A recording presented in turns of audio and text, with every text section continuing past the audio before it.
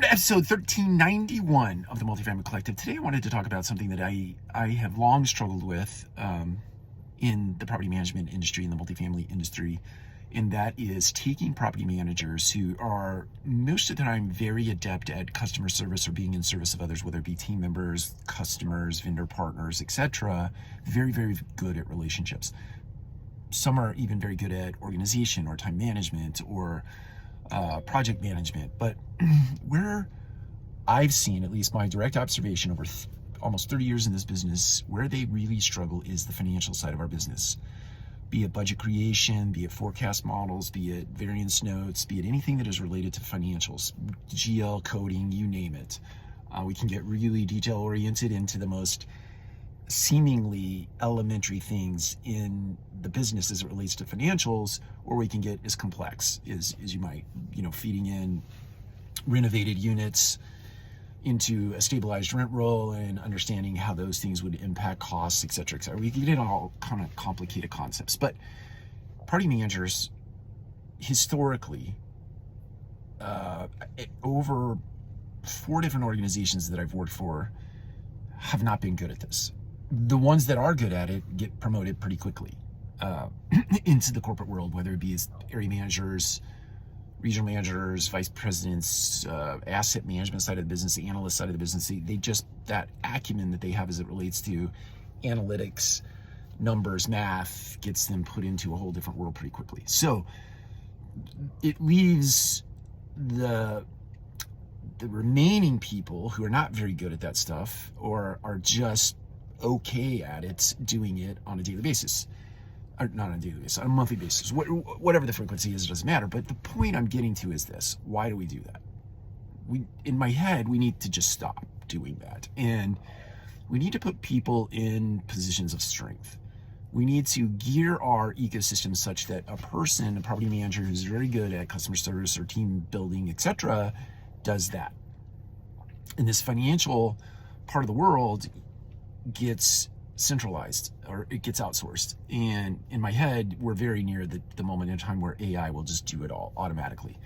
The AI will be smart enough to take a financial statement, do the reclasses itself. It'll understand mapping and GL coding, and it'll understand the business reasons for variance notes. Something that drives me crazy about variance notes many of the times it's we budgeted for 6, but we only did 2. Well, okay, I could have probably come up with that myself. What I really want to know is, what is the business driver behind that variance in your financial statement? And so, but the AI, artificial intelligence, would be smart enough to talk about the business reason for a variance, or a broader business climate for a variance happening at your property. It might even be smart enough to understand that, hey, the variance is related to the fact that your leasing closing ratio is X.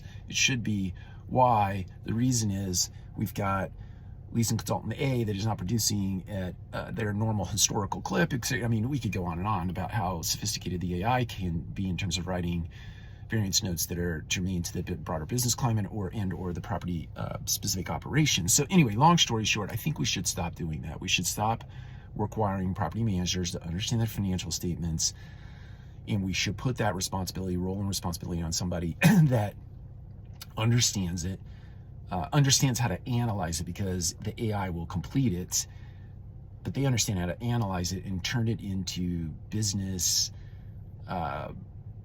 kind of action items that then you can assign to property managers or leasing consultants or maintenance supervisors where the rubber hits the road. So you take off this big responsibility that is a huge time suck that everybody gets frustrated about on a monthly basis, don't have enough time, pencil whip the variance notes, and put it in a place where we get the highest and best use of that person's time, and we put back on the site team member a bunch of time that they can use to really enrich consumers, enrich team members, and provide a higher level of customer service without that worry and anxiety of financials.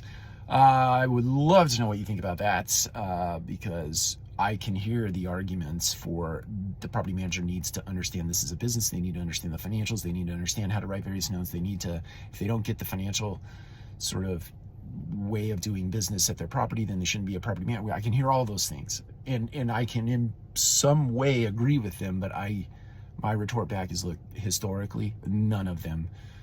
That's a pretty broad statement. Very few people are very good at financials and all the other stuff that comes along with running a property. Take care. We'll talk to you again soon.